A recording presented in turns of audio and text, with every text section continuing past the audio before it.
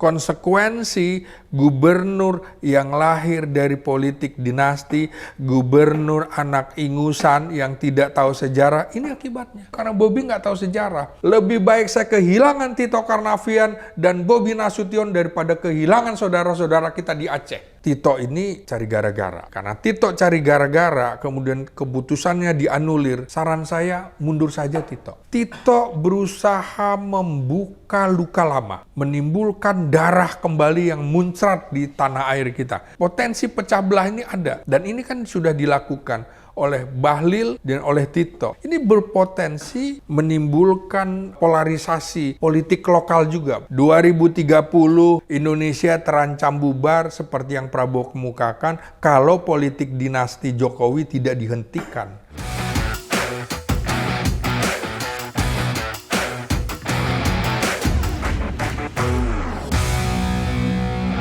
Seperti biasanya netizen, kembali bersama saya di Abraham Samad Speak Up. Hari ini saya menghadirkan tamu yang luar biasa nih, sahabat kita semua, Bung Slamet Ginting.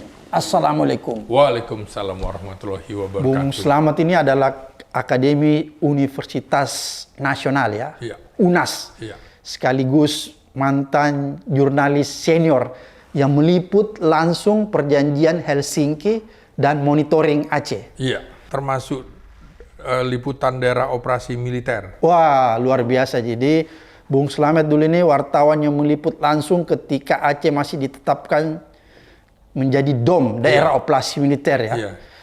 Bung Slamet, ada yang menarik. Suasana politik seminggu ini jadi gaduh di saat publik fokus mengawal nih aspirasi purnawirawan TNI yang mendorong pemaksulan Gibran. Tiba-tiba muncul dua kasus nih.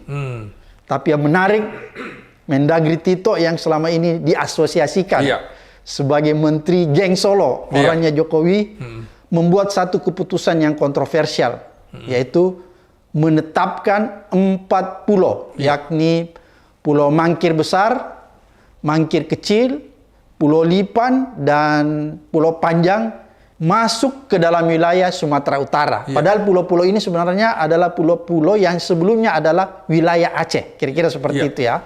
Sebagaimana tertuang dalam Permendagri nomor 300.2.2.2138 tahun 2025 yang ditekan pada tanggal 25 April 2025. Dan kita tahu bahwa keputusan Tito ini menjadi kontroversial.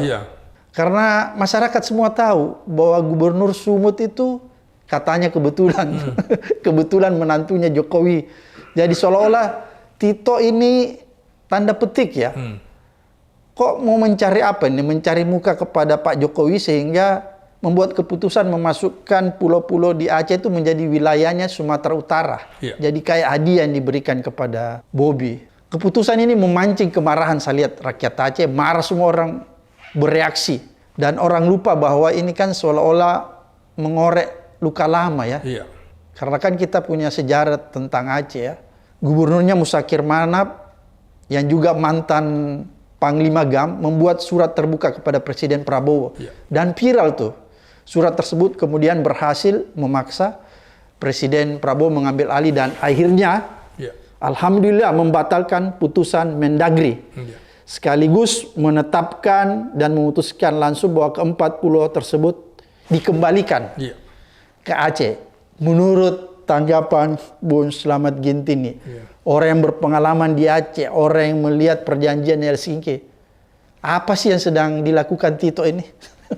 Pertama saya ingin mengemukakan, bagi saya warga Sumatera Utara, tentu bagi saya lebih baik kehilangan Tito Karnavian dan Bobi Nasution daripada kehilangan saudara-saudara kita di Aceh. Wah, ini luar biasa. Nah, ini bentuk nasionalisme kita ya? Persis gitu. Saya kebetulan meliput bagaimana ketika Menteri Dalam Negeri Rudini, di situ ada Gubernur Sumatera Utara Raja Inal Siregar dan Gubernur Aceh Ibrahim Hasan menandatangani sebuah kesepakatan perjanjian tentang 4 wilayah itu. Ini waktu masih zaman Orde Baru ya? Orde Baru 1992. Okay. Waktu itu saya liputan di Kementerian Dalam Negeri. Jadi saya tahu sejarah itu. Ada 4 yang dibahas di situ, bagaimana keputusan tentang perjanjian tahun 1992 ini yang menurut saya aneh kemarin ketika Menteri Dalam Negeri Tito Karnavian tidak memasukkan perjanjian itu di dalam klausul-klausul sehingga keputusan ini menjadi kontroversi. Artinya Tito lupa. Menteri Dalam Negeri Jenderal Purnawirawan Rudini juga dulu sudah berusaha menyelesaikan kasus ini dan tidak ada masalah. Warga Sumatera Utara dan warga Aceh itu tidak pernah ada masalah. Jadi perjanjian itu bahwa isi pokok kesepakatan 1992 ini keempat pulau itu diakui sebagai bagian dari Kabupaten Aceh Singkil, Provinsi Aceh. Jadi jelas ya? Iya, jelas. Jadi bukan bagian dari Kabupaten Tapanuli Tengah, Sumatera Utara. Poin kedua, Sumatera Utara tidak boleh lagi mengklaim kedaulatan atau mengeluarkan izin usaha di wilayah tersebut. Poin ketiga, pengelolaan sumber daya alam, baik itu perikanan, pariwisata, dan lain-lain menjadi hak penuh Aceh. Yang keempat, hanya kerjasama teknis seperti konservasi laut lintas batas yang boleh dibahas bersama. Nah, kesepakatan ini ditandatangani di Jakarta dan betul-betul ditandatangani secara ikhlas oleh Gubernur Aceh Ibrahim Hasan dan Gubernur Sumut Raja Inal Siregar. Nah, mengapa status hukum kesepakatan ini diobrak-abrik oleh Jenderal Tito Karnavian? Nah, saya juga kebetulan meliput bagaimana daerah operasi militer Aceh, bagaimana kondisi tsunami Aceh, bagaimana kesepakatan damai di Helsinki, bagaimana kemudian internasional mengeluarkan AMN, Aceh Monitoring Mission. Saya ikuti semua. Jadi sejak 2002 sampai 2005. Artinya saya wartawan pelaku sejarah juga. Mengetahui hal itu. Nah, ini yang mungkin bagaimana seorang gubernur yang memang anak ingusan menjadi gubernur, ini nggak tahu sejarah, akibatnya seperti ini. Si Bobi ini ya? Ya, Bobi Nasution ini. Makanya saya bilang tadi, kalau dia tahu sejarah, bagaimana misalnya Sumatera Utara itu rela berdarah-darah untuk Aceh. Pada waktu Belanda mau menyerbu sampai Aceh untuk mengabarkan kepada dunia bahwa Belanda sudah menguasai seluruh Indonesia termasuk Aceh. Tapi dibendung oleh masyarakat utara di Tanah Karo. Itu namanya Karo Lautan Api. Rumah-rumah, ladang semua dibakar sehingga Belanda tidak bisa melewati Tanah Karo menuju Aceh. Itu kan berkorban. Itu tidak dipikirkan. Itu nggak tahu karena Bobi nggak tahu sejarah. Dan juga bagaimana rakyat Aceh membantu Sumatera Utara waktu perang Medan Area melawan Belanda. Jadi rakyat Aceh juga masuk ke Sumatera Utara mendukung, membackup pasukan yang dipimpin waktu itu antara lain oleh Ahmad Tahir begitu. Nah, yang begini-gini aja nggak tahu sejarah, kemudian membuat keputusan. Coba simak pernyataan Bobi Nasution. Kami akan serahkan pemerintah pusat. Kami akan mengajak berkolaborasi. Tidak ada pernyataan bahwa kami menolak wilayah itu menjadi bagian Sumatera Utara. Nggak ada. Artinya dia punya niat. Dia punya niat ingin Artinya memiliki. Artinya dia punya niat ingin memiliki. Nah, TNI sudah berusaha juga mengakomodasi semua kepentingan Aceh. Misalnya, Aceh semula masuk di dalam Kodam Bukit Barisan. Kemudian setelah dipikirkan secara kultural dan lain-lain, akhirnya Aceh dikembalikan, dihidupkan kembali. Namanya Kodam Iskandar Muda. Siapa Sultan Iskandar Muda? Dia adalah kejayaan Aceh Darussalam pada waktu dipimpin oleh Iskandar Muda. Artinya TNI juga menghormati itu. Menghormati sejarah Aceh ya? Menghormati sejarah Aceh. Aceh sejarah yang berdarah-darah. Antara lain adalah wilayah di mana paling akhir, paling lama melawan penjajahan Belanda. Yang itu aja nggak dipahami begitu.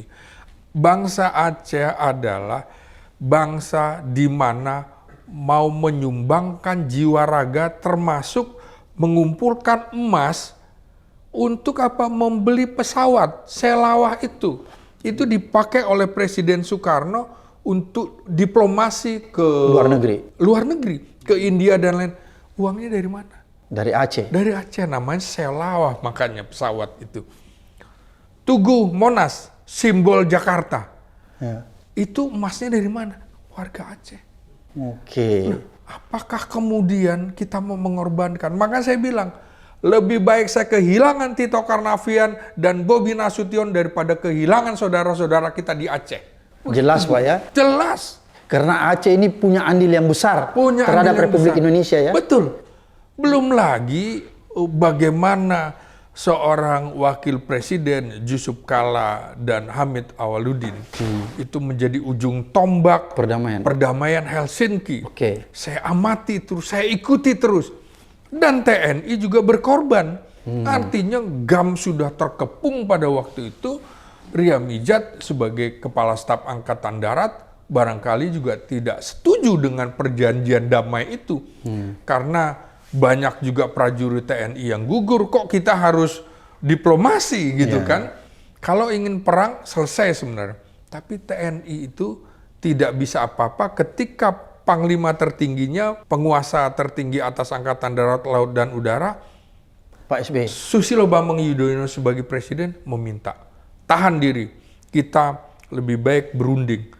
Betul, karena Aceh itu saudara kita, sesama Muslim, sesama anak bangsa.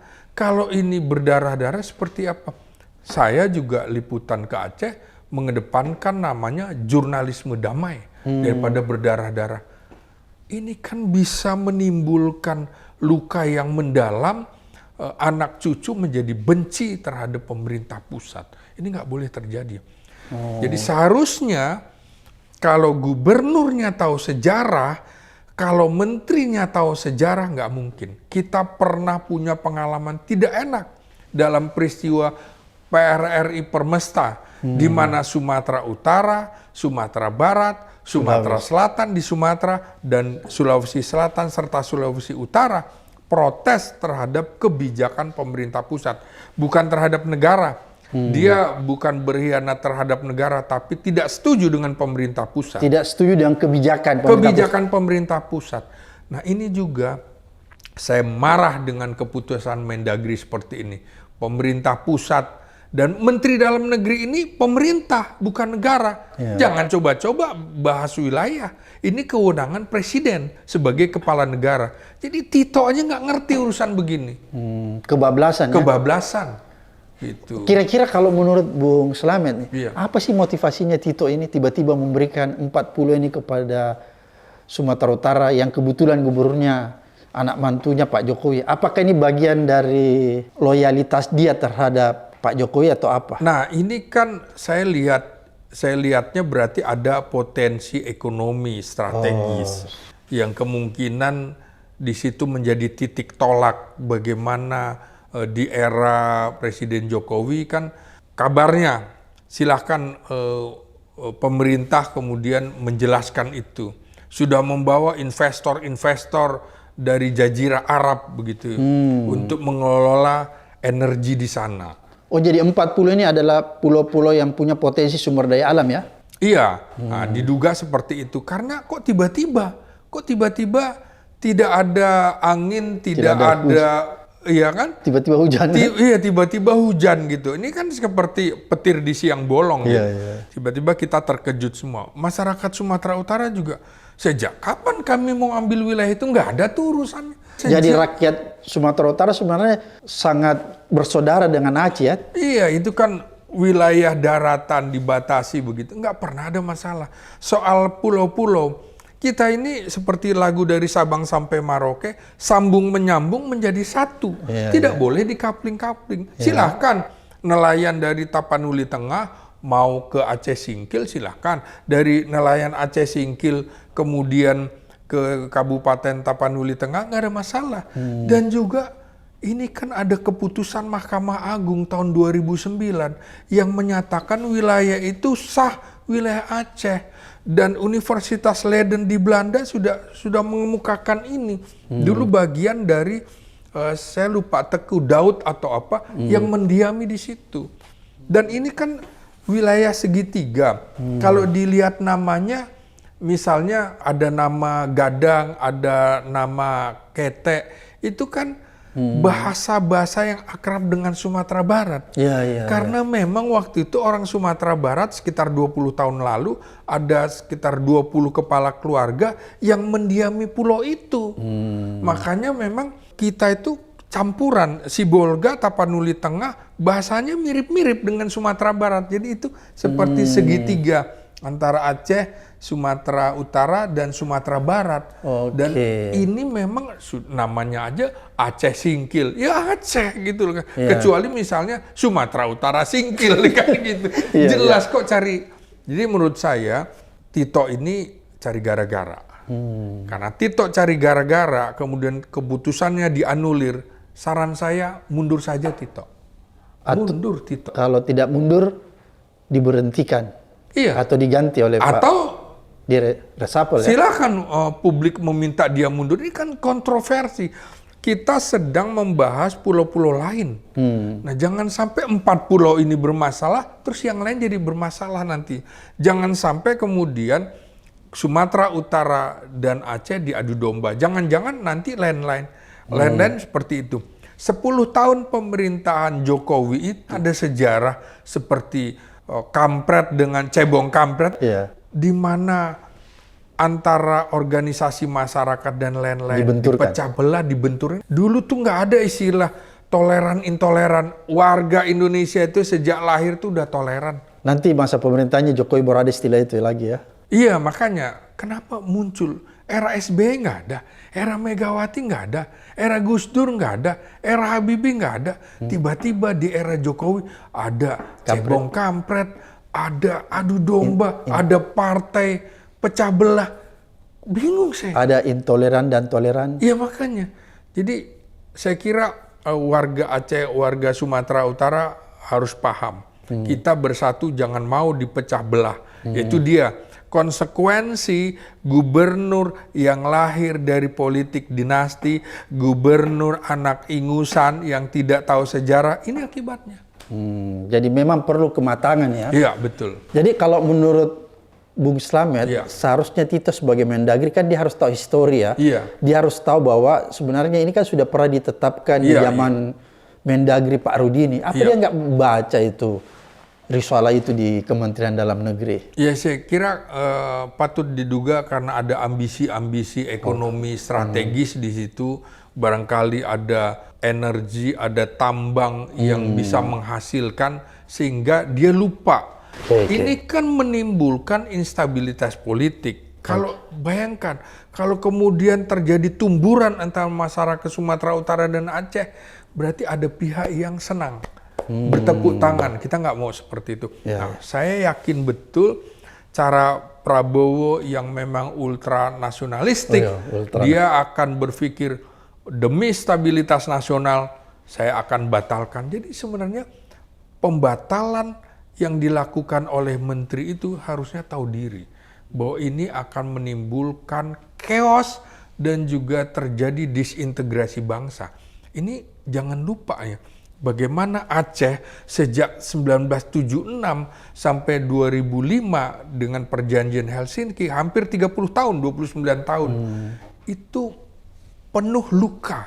Jadi menurut saya Tito berusaha membuka luka lama, menimbulkan darah kembali yang muncrat di tanah air kita. Ini harus nggak bisa. Ini dia bahaya, menciptakan instabilitas. Iya, nanti akan muncul lagi. Di Maluku bisa muncul, di Papua akan muncul. Jadi sejarah darah Papua, sejarah darah Aceh itu nggak boleh terjadi lagi.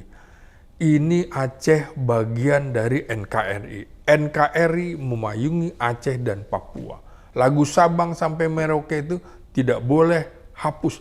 Dan wajib kita dengungkan terus lagu ini supaya kita tahu bahwa oh, Indonesia ternyata bukan hanya Jawa, tapi dari Sabang sampai Merauke. Oke, Iya. ini kan menarik Bang Slamet ya, Iya. karena ada orang juga yang menduga-duga, jangan-jangan katanya Tito kebijakan yang dikeluarkan ini untuk mengalihkan perhatian. Karena kan yang lagi concern nih orang melihat bahwa ada kejadian nih, ada peristiwa mengenai surat yang diajukan oleh purnawirawan TNI ke DPR mengenai pemaksulan Gibran, dan itu sudah diterima oleh DPR dan akan diagendakan berikutnya. Tiba-tiba keluar keputusan ini. Kalau menurut Bung Slamet ya, ada nggak korelasinya nih atau kebetulan aja? Ya saya kira wajar kalau publik punya persepsi seperti itu. Karena nih tanggal 20 atau tanggal 22 ini akan dibahas di DPR kan. Dan berpotensi menjadi hak angket. Ya kan? Karena kan syaratnya cuma 2 fraksi, 25 anggota. Kalau seperti itu aja kita bisa buka peta. Siapa sih partai yang dijolimi di era Jokowi misalnya? Ya sudah pasti. Yang paling terakhir PDIP merasa ditipu sehabis-habisnya. Kemudian Demokrat juga pernah mengalami proses pembegalan. 2 fraksi itu ikut menandatangani untuk hak angket. Itu bisa terjadi. Jadi tidak salah kalau orang menanyakan apakah ini ada kaitannya dengan pengalihan isu. Dari sisi komunikasi politik, ya masuk akal juga ini sebuah pengalihan. Ini kan berturut-turut dari Raja Ampat, sekarang 4 pulau. Ini ada apa gitu. Kok ini kebetulan dilakukan oleh menteri yang sangat dekat dengan mantan Presiden Jokowi, Bahlil, Tito. Nah ini yang kita gemas juga kepada Presiden Prabowo Subianto. Pak, kita udah berteriak-teriak, kenapa tidak direshuffle juga orang-orang seperti ini? Jangan sampai kemudian Anda seperti memelihara anak macan. Anda akhirnya malah digigit. Segera, maka kami akademisi, aktivis selalu mengingatkan Presiden Prabowo, bukan kemudian mendukung tanpa reserve. Kita ingatkan nih, potensi pecah belah ini ada. Dan ini kan sudah dilakukan oleh Bahlil dan oleh Tito. Ini berpotensi menimbulkan polarisasi politik lokal juga. Bisa pecah belah di Aceh, pecah belah di Sumatera Utara. Alhamdulillah Sumatera Utara tidak terpengaruh kecuali gubernurnya. Oke. Jadi kalau Bung Slamet lihat nih dari kacamata politik bahwa 2 menteri nih ya, Pak Tito dan Pak Bahlil ini adalah orang-orang yang dipersonifikasikan sebagai Menteri Geng Solo nih kan? Iya. Ini seolah-olah memang sedang ingin mengalihkan perhatian ya? Dan membuat sesuatu sehingga isu pemaksulan Gibran itu mulai agak redup. Kira-kira ada hubungannya sedikit ya? Iya, kan isunya banyak sekali. Belum pernah juga ada di sejarah Indonesia seorang presiden itu masuk kategori setara dengan nabi. Coba mau dinabikan itu kan oleh Partai Sinting Indonesia itu kan nggak jelas ini. Belum lagi ada yang disebut ini wapres terbaik dari partai itu. Kira-kira ini logika berpikir kita seperti apa? Jadi sengaja dimunculkan seperti itu. Jokowi pantas menjadi nabi, kemudian Gibran pantas dinobatkan sebagai wapres terbaik dalam sejarah Indonesia. Apa yang dilakukan coba? Kira-kira kalau ini dilakukan di era Jokowi, masih era Jokowi kasus ini, apa yang kira-kira dilakukan oleh Jokowi? Kalau Prabowo jelas memutuskan dalam penerbangan dari Singapura ke Rusia, memutuskan ini kembalikan itu ke Aceh. Kira-kira kalau Jokowi apa yang dilakukan? Kira-kira kalau Pak Slamet menganalisis? Dia akan datang ke pulau itu memancing, Bung. Berenang mancing pakai sandal jepit. Kemudian setelah itu dia akan mengunjungi wilayah Aceh Singkil dan lempar-lempar kaos gitu. Terus ibu-ibu histeris. Dan nantinya buzzer-buzzernya nah, nggak pernah ada presiden yang seperti ini. Presiden yang lainnya ngapain aja, kan gitu. Itu buzzer-buzzernya. Ini melihat bahwa inilah presiden terbaik sepanjang masa. Ini kira-kira yang akan dilakukan oleh Presiden Jokowi kalau peristiwa itu ada di era dia. Bukan memutuskan, blang, ini kita kembalikan bahwa ini memang milik Aceh. Jadi bukan kemudian mempromosikan dirinya, itu kan begitu. Nggak substantif, Bung. Pakai kaos oblong, memancing, berenang, pakai sendal jepit, begitu kan. Lebih kepada pencitraan ya? Iya, ibu-ibu histeris, ampun kita punya presiden macam itu. Udahlah, gitu. Lupakan Jokowi. Jadi ada dua peristiwa yang aneh lagi ya, ketika PSI menyatakan Jokowi perilakunya sama dengan Nabi atau Nabi zaman sekarang, kira-kira gitu ya. Kemudian yang kedua, PSI juga menyatakan Gibran adalah wapres terbaik ya. Ini sengaja dikemas supaya mengalihkan isu pemaksulan Gibran ya. Nah iya, jadi selalu ada isu-isu. Ini nggak tahu nih, lihat bagaimana besok ini. Terus di tanggal 22, apa yang mau dilakukan lagi? Pengalian isu dari mulai Jokowi sakit segala macam. Anda bisa bayangkan kalau itu dibawa ke pengadilan.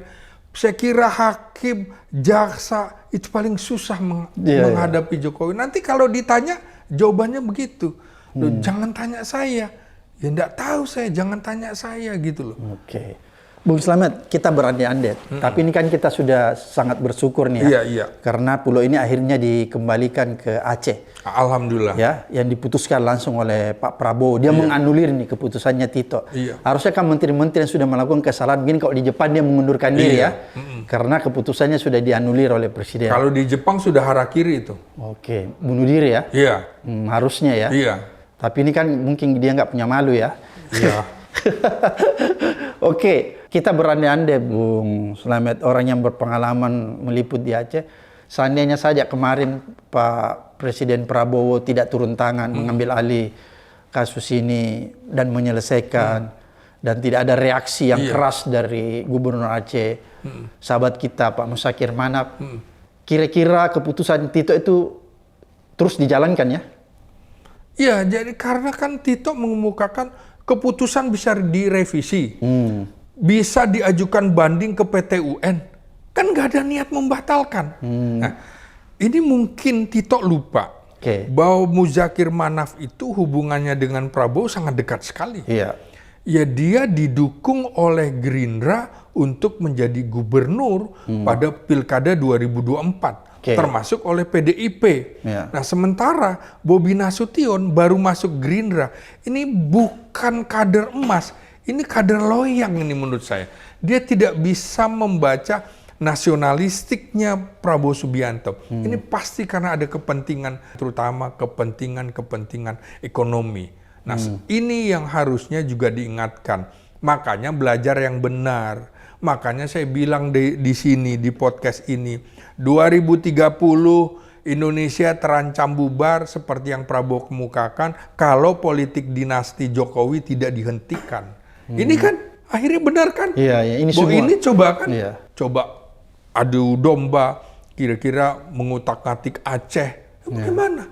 Itu. Aceh udah berdarah-darah, mau dia utak-atik lagi enggak? Dan Muzakir Manaf itu jangan salah memprofil Muzakir Manaf ini. Dia adalah bekas Panglima Komando Pusat Gerakan Aceh Merdeka. NKRI aja dilawan, apalagi cuma Gubernur Sumut dan juga Menteri Dalam Negeri. Ini jadi orang yang punya pengalaman panjang ya? Iya, dan hubungan dengan Prabowo Subianto itu bagus. Jadi kira-kira orang memetakan, oh Muzakir Manaf dengan Prabowo Subianto. Di sisi lain adalah Jokowi, Tito, dan Bobi Nasution. Persepsi itu nggak salah gitu loh. Itu saya kira yang begini-begini harusnya dipahami juga oleh publik. Jadi untunglah keputusannya tegas. Nah, keputusan tegas itu harus diimplementasikan dengan cara reshuffle kabinet.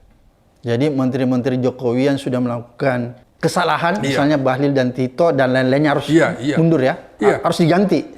Jadi yang Prabowo bilang kerja mereka baik. Ukuran baik apa? Kalau yang seperti ini apa itu baik gitu. Tolong jelaskan Presiden Prabowo kalau ini baik. Jangan sampai kita kemudian memberikan penilaian dianggap subjektif. Ini objektif kok. Ini mengadu domba. Ini berpotensi menimbulkan konflik horizontal. Ini berpotensi membuat disintegrasi bangsa. Kalau ini kemudian dibiarkan, nanti daerah-daerah lain seperti itu.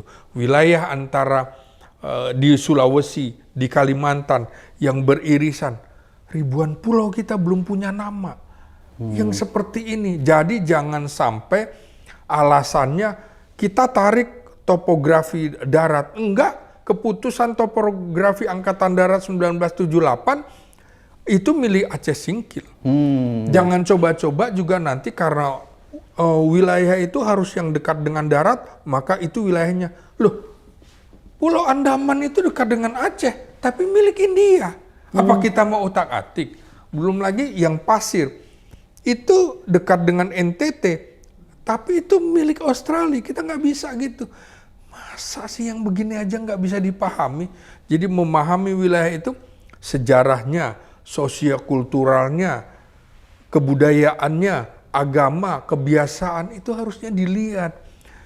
Apa nggak belajar antropologi sosial budaya? Kalau belajar antropologi sosial budaya, selesai nih kasus. Nggak pernah ada di utak-atik seperti ini begitu.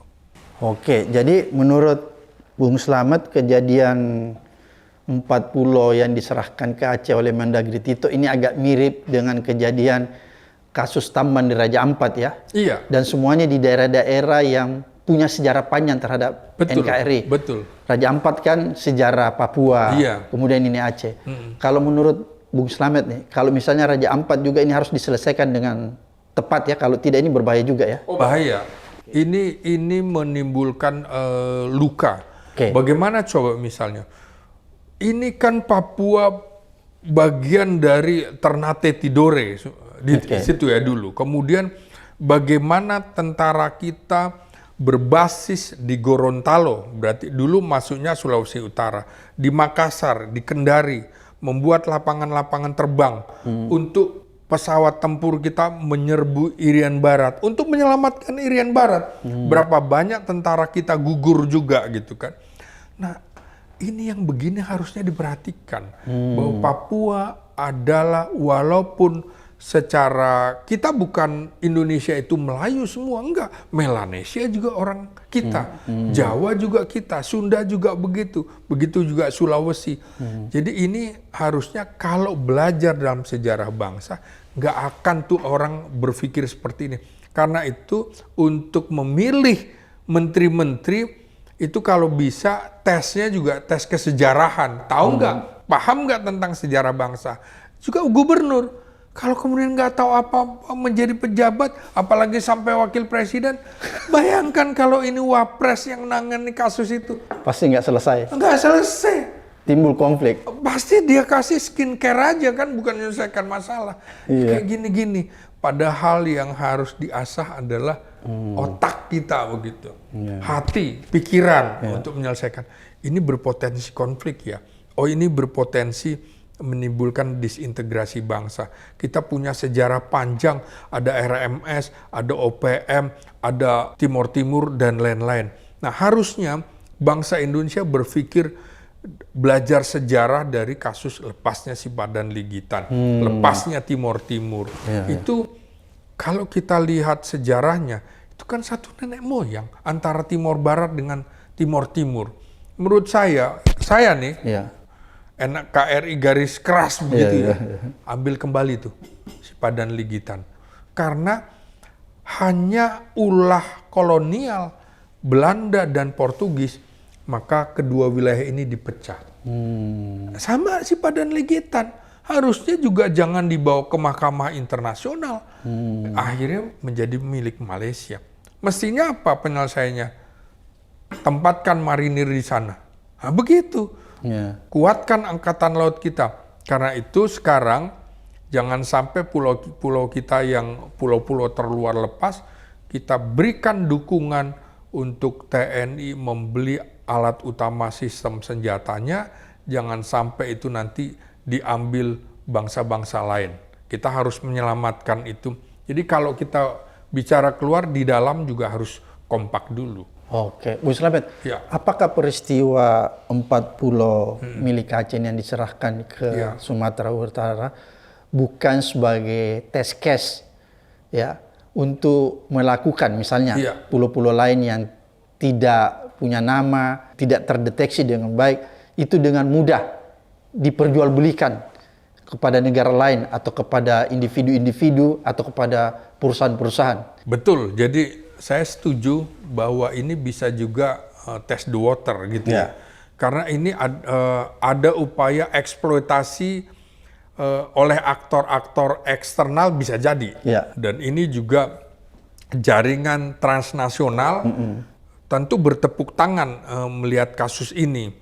Kalau itu bisa dengan mudah dialihkan ke provinsi lain atau ke daerah lain, maka bukan tidak mungkin begitu mudah juga diserahkan kepada orang-orang asing gitu kan. Bisa diperjualbelikan, disewakan. Iya, untuk kepentingan-kepentingan bisnis seseorang. Harusnya, makanya dari kasus ini kita harus buka siapa gurita di dalam eksploitasi ekonomi, sumber daya termasuk pulau-pulau ini. Jadi tidak bisa lagi kita membiarkan pulau itu. Kalau perlu kita membuat yang namanya transmigrasi ke pulau-pulau itu, dan juga kita mengerahkan potensi alat pertahanan keamanan kita di sana, jangan sampai pulau-pulau ini lepas dari wilayah kita. Jadi menurut Pak Slamet bahwa sebenarnya kejadian ini harus membuka mata kita lebar-lebar untuk mengantisipasi agar supaya jangan sampai kejadian ini justru dijadikan alat tes untuk bisa dengan mudah mengalihkan, memperjualbelikan atau menyewakan pulau-pulau kita kepada pihak ketiga, baik itu orang asing atau negara lain atau orang tertentu, kira-kira begitu. Iya, ini kan sudah beredar banyak di media sosial ya. Bagaimana misalnya warga Aceh yang berada di luar negeri yang disebut Front Nasional Pembebasan Aceh Sumatera, itu kan kemudian mengangkat lagi sentimen etnonasionalisme yang kemudian menjadi anti Indonesia. Berarti memang ada pihak-pihak yang memanfaatkan itu. Belum lagi yang di Belanda, yang dia menampung bahwa kami adalah organisasi yang menampung wilayah-wilayah yang tidak jadi representasi sebuah negara yang dikucilkan. Jadi ada pihak-pihak, terutama seperti Belanda, itu sampai sekarang tidak rela Indonesia lepas dari jajahannya. Jadi jangan sampai kita kemudian menarasikan bahwa Belanda dengan Indonesia damai, nggak ada. Dan ternyata Belanda dan Nika masuk juga. Sampai sekarang, Bung Abraham Samad, Belanda belum mengakui secara sah kemerdekaan Indonesia 17 Agustus 1945. Belanda hanya mengakui kedaulatan Indonesia 27 Desember 1949. Jadi penyerahan kedaulatan. Saya pernah marah ketika Kementerian Luar Negeri itu menyelenggarakan diskusi 17 tahun penyerahan kedaulatan Belanda pada tahun 2019. Jadi tahun 70 tahun itu. Saya pikir berarti ini ada antek-antek Belanda juga yang kemungkinan menyusup di pemerintahan kita, yang kemudian menjadi alat, menjadi agen asing untuk memisahkan beberapa wilayah kita dari Indonesia Raya ini. Ini yang harus kita pahami. Jadi dari kasus Aceh, 4 pulau Aceh itu patut diduga ada yang ngipas-ngipas. Patut diduga ada yang ingin mengambil sumber daya di Aceh, mineral dan segala macam. Karena kan sejak tahun 2021 kalau nggak salah, sudah ada investor yang masuk ke sana, memang itu lebih dekat dari Sibolga, lapangan terbang, ketimbang misalnya dari Banda Aceh perjalanan darat 18 jam. Jadi bukan Berarti karena dekat dengan pelabuhan udara atau bandara di Sibolga, itu kemudian menjadi milik Sumatera Utara. Enggak, ya nggak apa-apa mau ke situ lewat Sumatera Utara, ya nggak apa-apa. Tapi itu tetap wilayah Aceh. Jangan mengada-ada lah. Jadi ini ada motif-motif ekonomi ya? Ada motif-motif ekonomi, ada motif-motif disintegrasi, ada motif-motif memecah belah bangsa. Kira-kira begitu. Bung Slamet, ya. Pelajaran apa yang paling penting kita ambil dari kasus ini ya? Kasus yang sempat menghebohkan ini. Iya. Penyerahan 40 ke Sumatera Utara yang milik Aceh. Pelajaran apa yang paling penting kita petik dari kasus ini? Dari kasus ini kita harus menghormati bagaimana keistimewaan Aceh, Papua, keistimewaan Jogja, kekhususan Jakarta. Itu sebagai daerah istimewa, daerah khusus, itu semuanya berdarah-darah. Sejarah berdarah itu seharusnya tidak dikorek-korek lagi untuk kepentingan Indonesia Raya. Jadi lebih baik kita mengorbankan orang-orang seperti ini ketimbang darah muncrat lagi dan itu membuat Indonesia pecah belah. Ya kita hormati, jangan lagi ada yang mengutak-ngucik keistimewaan Jogja. Oh, tidak ada pemilihan gubernur, itu tidak demokratis. Ini orang nggak paham sejarah. Oh, ini mau ada upaya Aceh kan sudah juga ada upaya di era Jokowi bagaimana provinsi ini dipecah belah jadi alas kabar, dimekarkan. Itu nggak boleh. Karena ada perjanjian Helsinki, ada keputusan Mahkamah Agung, ada kesepakatan bersama antara rakyat Sumatera Utara dan rakyat Aceh. Ada otonomi khusus di Papua yang kita hormati betul. Karena ini diperjuangkan sejak 49 sampai 69 dan terus sampai sekarang. Papua saatnya kita bangun, Aceh saatnya kita bangun. Jangan anak tirikan wilayah-wilayah itu karena itu adalah saudara kandung kita. Demi Indonesia Raya, kepentingan bangsa itu harus dikedepankan daripada kita hanya memecah belah wilayah hanya untuk kepentingan eksploitasi energi, eksploitasi sumber daya alam. Kita bangsa yang kaya dengan sumber daya alam adalah bangsa yang menjadi incaran bangsa-bangsa lain. Karena bangsa lain menjajah Indonesia hampir semua. Spanyol, Portugis, Inggris, Belanda, Jerman, Jepang, semua ingin menguasai Indonesia. Maka ini sebenarnya warning. Maka itu kita harus memberikan penguatan, memberikan dukungan pada Presiden Prabowo yang sekarang sedang mengunjungi Rusia untuk apa? Untuk menguatkan Indonesia dari sisi pertahanan. Luar biasa netizen apa yang disampaikan Bung Slamet ini mengedukasi kita ya, mencerahkan kita dan mengembalikan kita kepada sejarah yang sebenarnya agar supaya semua orang tahu apa yang sebenarnya terjadi di wilayah Republik Indonesia. Sampai ketemu di episode berikutnya di Abraham Samad Speaker.